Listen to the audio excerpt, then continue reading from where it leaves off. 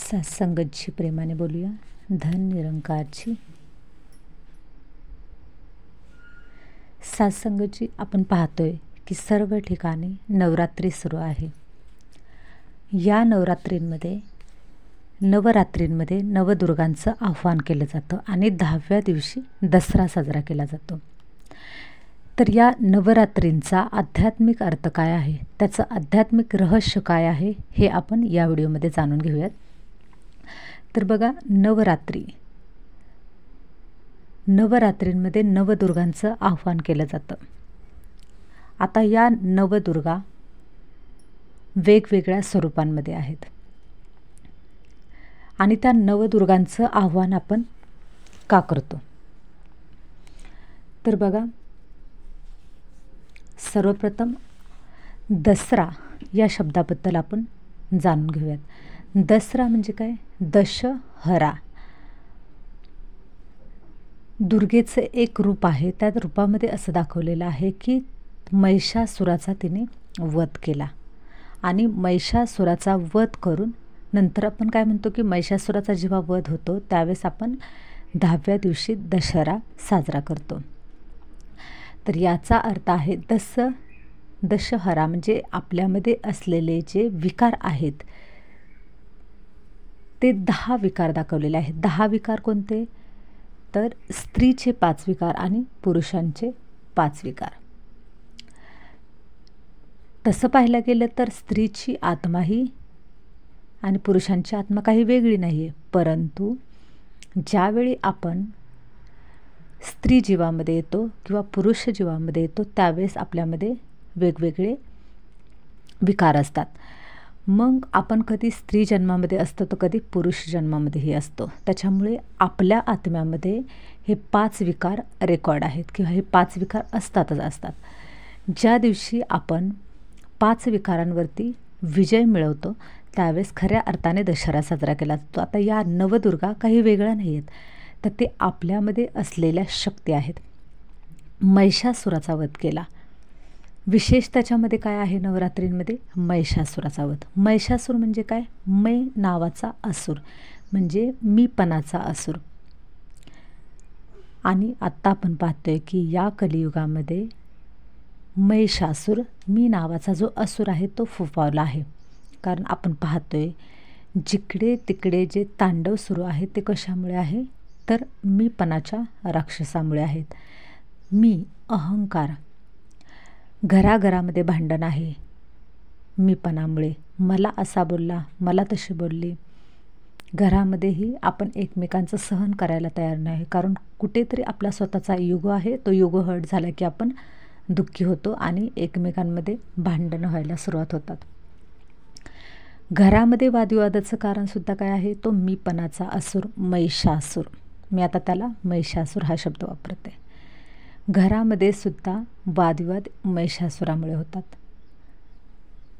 आपण जी आरती आहे दुर्गेची, त्या दुर्गेच्या आरतीमध्ये सुद्धा असं म्हणतो की दुर्गे दुर्गेट भारी तुझविन संसारी अनाथ नाते अंबे करुणा विस्तारी वारी वारी जन्म मरणाते वारी हारी पडलो आता संकट निवारी जय देवी जय महिषासुर मर्दिनी सुरवर ईश्वर वरदे तारिक संजीवनी.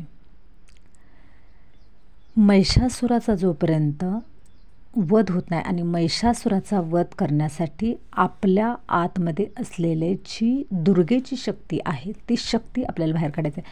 कारण बऱ्याच वेळा काय होतं, आपण स्वतःला कमजोर समजायला लागतो आणि ही मीपणाचा जो राक्षस आहे महिषासूर आहे तो अतिशय प्रबळ आहे, प्रचंड शक्तिशाली आहे आणि त्या शक्तिशाली महिषासुराचा वध करण्यासाठी दुर्गेसारखी शक्ती पाहिजे. मग आता ही शक्ती कोणती? तर त्या शक्तींमध्ये बघा की जे रामायण आहे, रामायणामध्ये सुद्धा असं दाखवलेलं आहे की हनुमानाला अष्टशक्ती प्राप्त झाल्या होत्या. अष्टशक्ती प्राप्त झाल्या होत्या आणि दुर्गेमध्ये सुद्धा आपण ज्यावेळेस दुर्गेचं आव्हान करतो त्यावेळेसुद्धा आपल्यामध्ये अष्टशक्ती प्रज्वलित होतात. आणि ह्या अष्टशक्ती जोपर्यंत आपल्यामध्ये येत नाहीत तोपर्यंत आपली भक्ती देखील प्रबळ होत नाही. कारण बघा, भक्तीमध्ये सुद्धा स्टेप आहेत. आपण सुरुवातीला ज्ञान ऐकतो, त्या ज्ञानाचं आपलं चिंतन होतं. चिंतनानंतरनं ते ज्ञान हळूहळू आपण आत्मसात करायला लागतो. आत्मसात केल्यानंतर आपली जी आत्म्याची अवस्था आहे ती बदलत जाते. हळूहळू आपली अवस्था अशी बनत जाते की आपल्याला प्रत्येकाबद्दल करुणेची भावना जागृत व्हायला लागते, निस्वार्थ प्रेम जागृत व्हायला लागतं आणि हळूहळू आपण इतरांना मदत करायला लागतो. तर ह्या ज्या स्टेप आहेत त्या आपल्यामध्ये येतात. परंतु ज्यावेळी असं दाखवलेलं आहे की ज्यावेळेस ती दुर्गा आहे, ती दुर्गा परमात्मा शिवची कोण आहे तर अर्धांगिनी दाखवलेली आहे. अर्धांगिनी म्हणजे काय तर पत्नी. तर बघा ही जी दुर्गा आहे पार्वती आहे, पार्वतीचं रूप दाखवलेलं आहे. पार्वती ही शिवची पत्नी आहे आणि पार्वतीचं जे 7 रूप आहेत ते 9 रूपे आहेत. त्या नवदुर्गा त्याच्यामध्ये आपण नवरात्रींमध्ये त्यांची स्थापना करत असतो. 9 दिवशी नवदुर्गांचं आपण आव्हान करतो. तर आता ही शिवची पत्नी पार्वती आणि पार्वतीचं रूप हे दुर्गा आहे. याचा अर्थ असा आहे की ज्यावेळी परमात्म्याला आपण संपूर्णपणे समर्पित होतो, म्हणजे एखादी पत्नी असते बघा, पत्नी ज्यावेळी लग्न करते त्यावेळेस ती पतीच्या घरी जाते आणि पतीच्या घरी गेल्यानंतरनं हे पतीचं जे आहे ते सर्व माझंच आहे आणि मी माझ्या पतीचे आहे. तसं परमात्म्यावरती सुद्धा आपण पूर्ण समर्पित जेव्हा होतो त्यावेळेस परमात्म्याचं जे आहे कार्य ते सर्व माझं आहे आणि मी परमात्म्याचे आहे. ही जी भावना आहे ती पती पत्नीचं रिलेशन आहे ते आपण परमात्म्यासोबत जोडतो. म्हणजे परमात्मा निराकार हा शिव आणि मी त्याची पत्नी पार्वती. म्हणजे आपल्यामध्येच ते दुर्गेचं रूप आहे आणि आपण त्या आपल्यातल्या दुर्गेचं आव्हान करतो. ज्यावेळी आपण शिवची पत्नी होतो म्हणजे आपण शिवच्या निराकाराच्या आठवणीमध्ये स्वतःला संपूर्ण समर्पित करतो आणि त्याची सदोदित आठवण करतो. म्हणजे निराकाराची ह्या शिवची आठवण आपल्या मनामध्ये सतत सदोदित होते. शिव कोणाला म्हटलेला आहे तर तो जटाधारी, तो शिव नाही.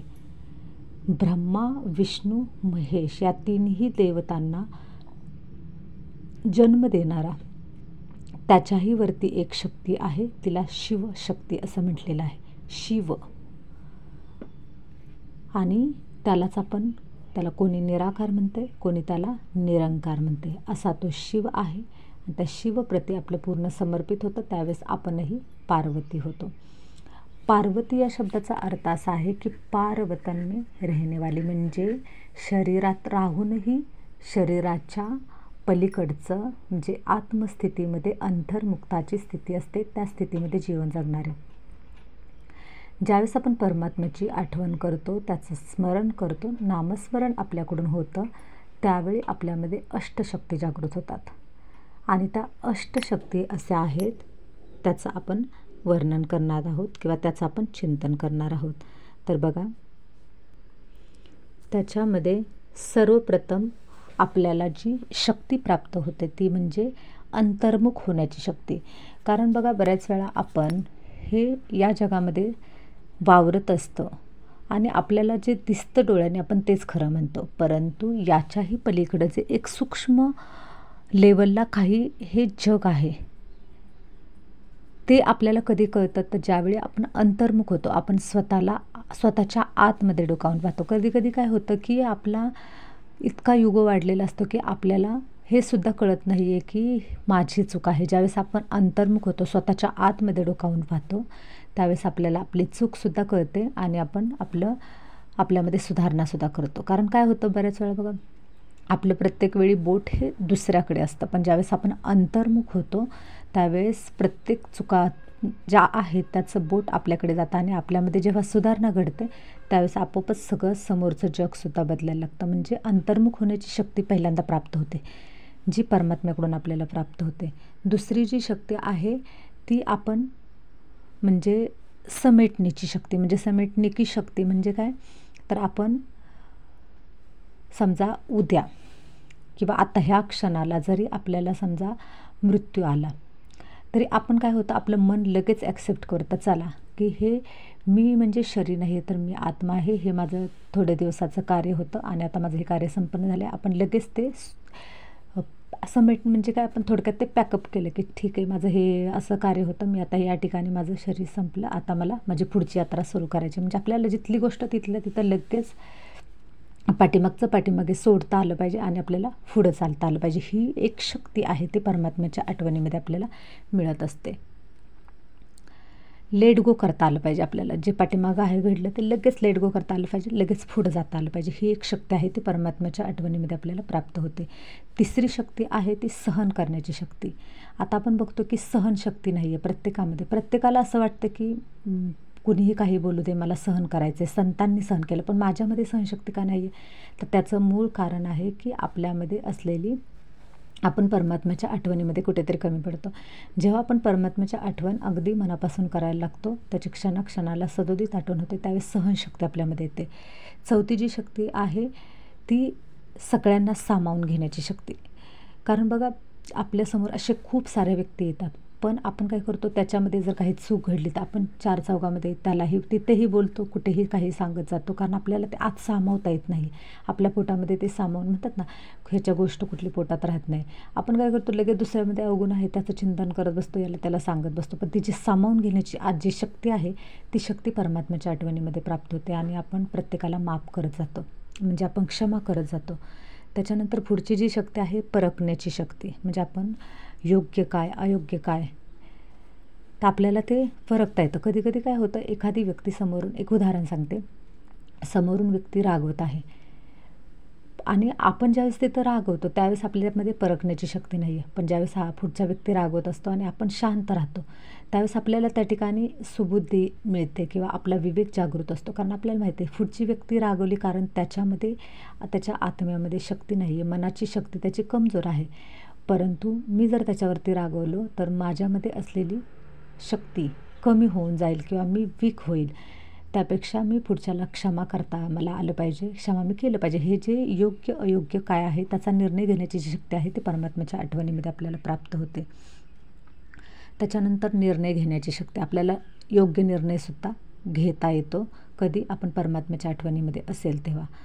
निर्णय घेण्याची एक शक्ती आहे. त्याच्यानंतर सामना करण्याची शक्ती. आता बघा, कधी कधी काय होतं, आपण त्याच्या पुढे दोन शक्ती आहेत बघा, सामना करण्याची शक्ती आणि सहनशक्ती. आता सहनशक्ती कुठं वापरायची आणि सामना करण्याची शक्ती कुठं वापरायची हे सुद्धा कळालं पाहिजे. सामना आपल्याला कधी करायचा असतो, ज्यावेळेस आपल्यासमोर परिस्थिती येते, गंभीर परिस्थिती येते, आपण त्याच्यामध्ये खचून जातो, तर तिथं खचायचं नाही, तिथं सामना करायचा आहे. आणि ज्यावेळेस आपल्या लोकांच्या स्वरूपामध्ये आपल्या पुढे व्यक्ती येतील त्यावेळेस आपल्याला तिथं मात्र काय करायचं आहे, सहनशीलता ठेवायची आहे.